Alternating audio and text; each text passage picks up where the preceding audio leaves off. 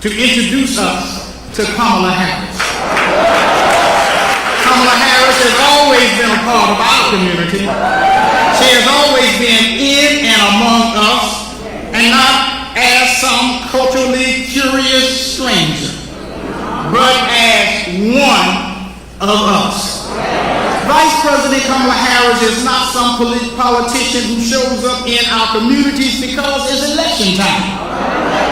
That's not the practice, the pattern, or the political instinct of the leader I am about to bring to this microphone.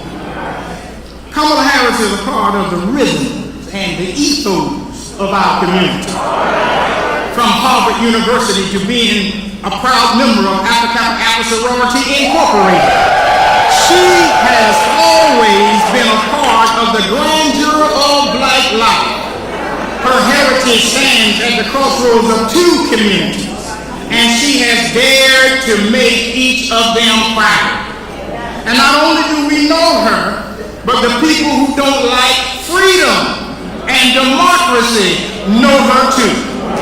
People who are mired with bigotry and hatred have come to know the name of Kamala Harris. People who make threats against democracy and have no compassion for the least of these have suddenly found out what this and who this remarkable woman happens to be. And every time she gets up out of bed in the morning, these people are the people who say to themselves, Houston, we have a problem, because she's at it again. Because here is a woman who has stood up for women's rights and what should be the constitutional right of every woman to decide what she should do with her body, and who is a fighter for our fundamental freedoms, from protecting voting rights to keeping our communities safe from gun violence and helping our communities have access to capital to build their small businesses. Here's a woman who does not disseminate, but says what she means, and means exactly what she says. I want you to understand that we are in the presence of somebody who was not only the first woman to be the district attorney of San Francisco, or attorney general of the state of California, or the second black woman to be a United States senator. And this is not only the first woman to be Vice President of the United States of America, but she is perhaps more importantly a Proverbs 31 woman. That is to say, she is a woman of character. She is someone who brings good and not harm. She works not only to provide for her family, but also to provide opportunities for millions of families who do not have lobbyists or special interests to speak for them in the halls of power. And even when entire segments of this American population resent the fact that a woman of color is one heartbeat away from being the most powerful person on the planet, she continues to shine. Do you know how fearless and committed you have to be to walk into places where you know people don't think that you deserve to be, and yet you shine anyway? Do you have any comprehension of how much dignity and faith you must have to say no to people who would like to turn the clock back to the days when black and brown people had to ask for permission to be who they are and to enjoy the benefits of the American dream? On behalf of all of us, Vice President Harris, I would like to thank you for being in the room where it happened. And thank you for not being one of those members of our community who gets to where they are and then forgets how they got there. Thank you, Vice President Harris, for always remembering the ground that you stand on.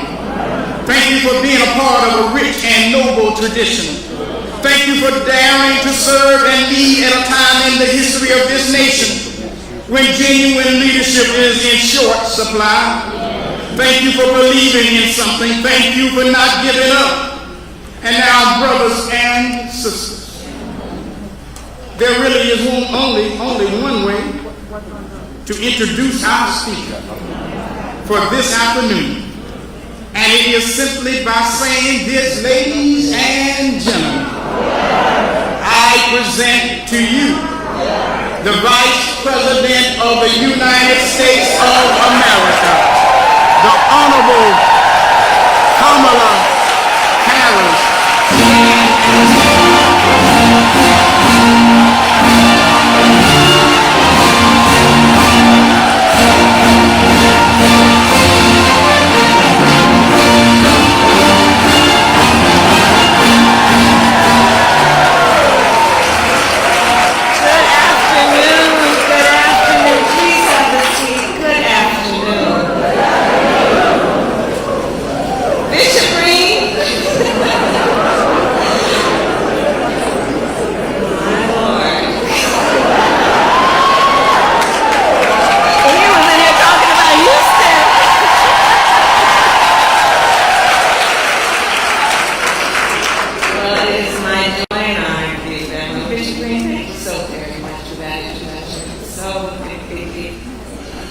It meant so much. It meant so much to me. It was, of course, good to see you again. I want to thank you for your friendship, for your leadership, and for your sage counsel. And to everyone here, good afternoon. It is good to see all of the friends, the sisters, the brothers, everyone. And it's, of course, very good to be back in South Carolina. Thank you, everyone. And especially, I want to also thank Supervisor Green and Supervisor Grady and Supervisor Young and all of the leaders of the Women's Missionary Society of the South Episcopal Church, including the 75 life members.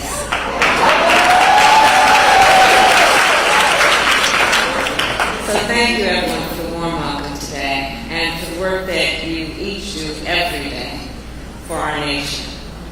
So my pastor, Reverend Dr. Amos C. Brown, often says that as people of faith, we are called to do justice, to love mercy, and to walk humbly with God. Every day, the leaders of this Women's Missionary Society live the truth of those words. And standing with you then, I feel very much at home. As many of you know, I was born in Oakland, California, and growing up attending 23rd Avenue Church of God, my sister Maya and I went to Sunday school, we sang in the choir, and we gathered with friends and family in the basement of our church to eat food prepared by loving hands. And as we all discussed at your quadrennial convention last August in Florida, for me and for so many of us, church is a place where we renew and share our faith. And as it says in Luke chapter 1, verse 79, faith has the power to shine a light on those living in darkness and to guide our feet in the path of peace. In moments such as this, when we as a nation witness so much hate, conflict, and attempts to divide, it is our faith that often guides us forward. Faith in what we cannot see, yet know to be true. Faith in the promise of our nation, freedom, liberty, and equality, not for some, but for all.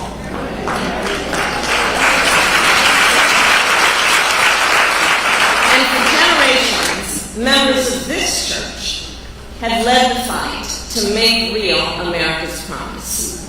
Great Americans like Sarah Allen, Denmark Vesey, Rosa Parks, and of course Congressman Jim Carter.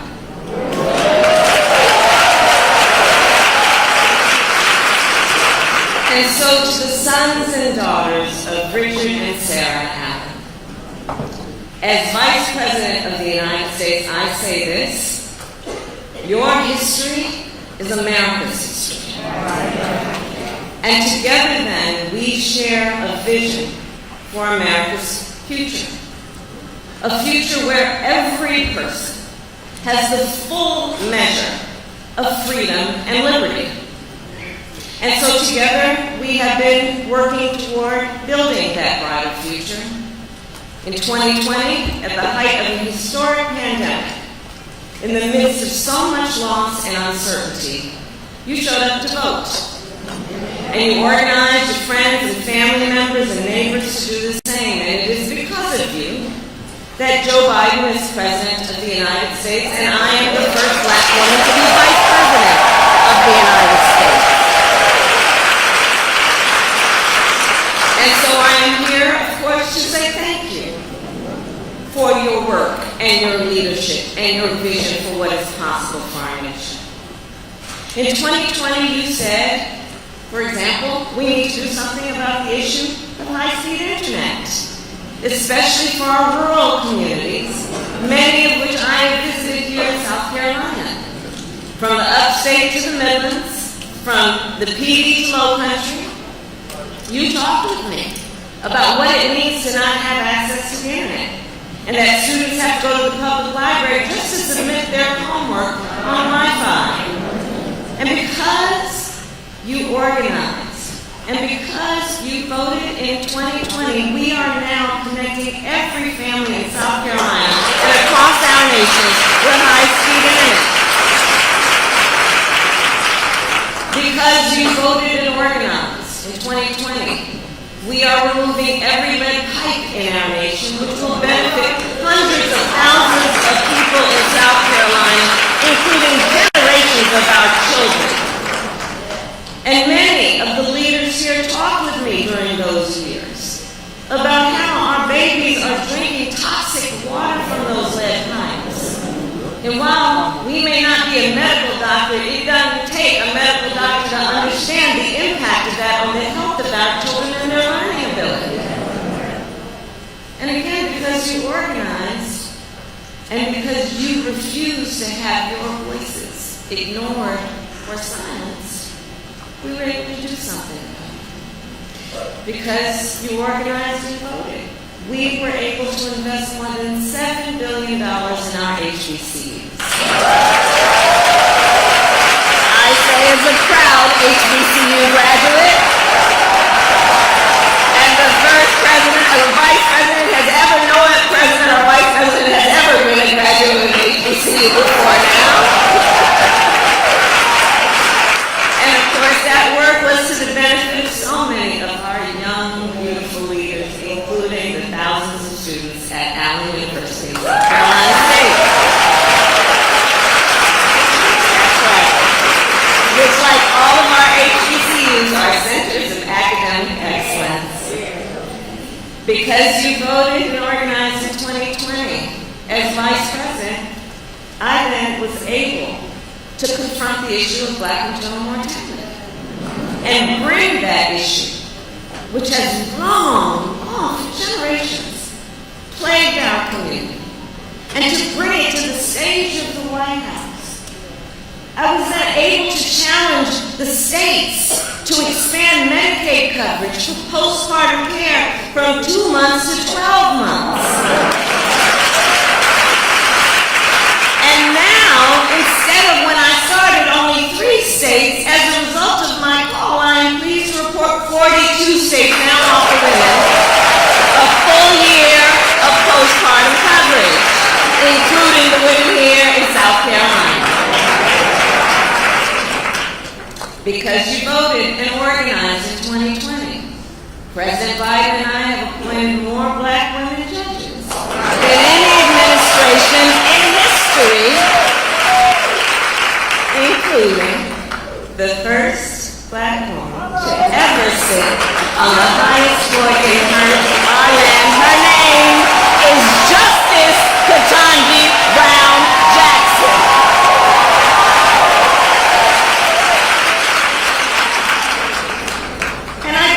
That list as a short a variation of a longer list to say, elections matter, leadership matters, it makes a difference in the lives of people who, for the most part, many of us may never meet,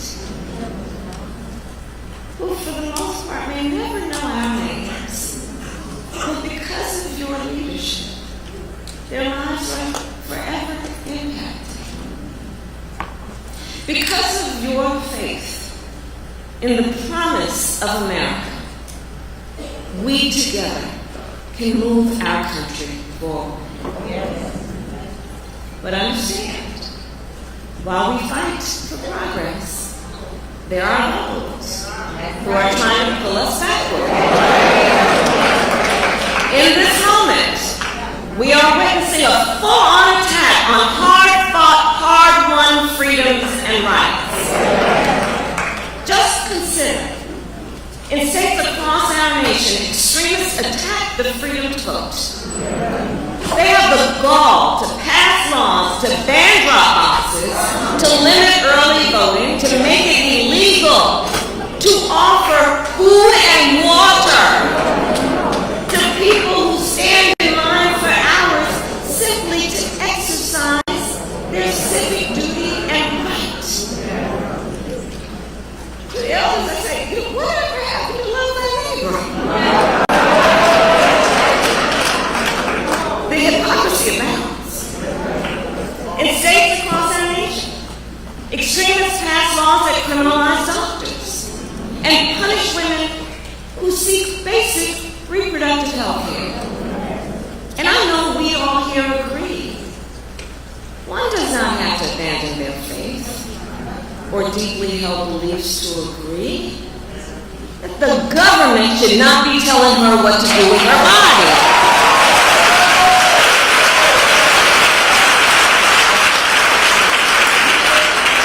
In this moment, we see extremists ban books and attempt to erase, overlook, and even rewrite the dark parts of America's history. For example, the Civil War, which must I really have to say was about slavery?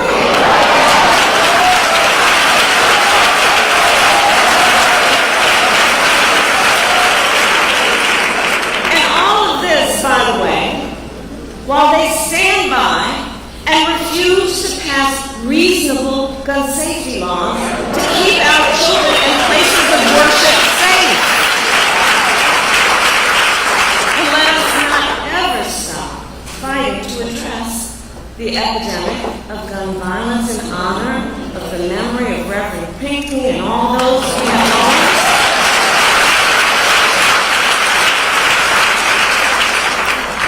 So I get off of this. In order to see visually what is at stake in this moment, let's pull up a split screen. On the one side, they want to ban books. On the other side, we want to ban assault weapons.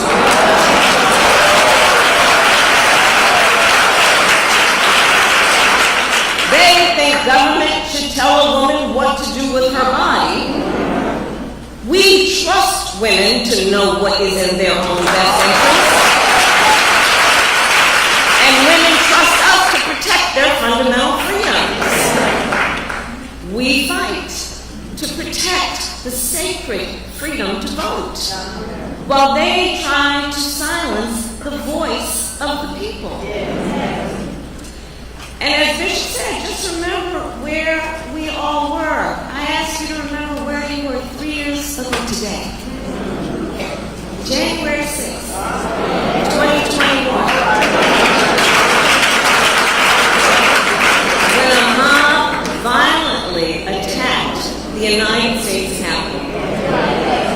They used brutal force and fear to try and overturn the results of a free and fair election. They tried to overrule the votes of millions of Americans.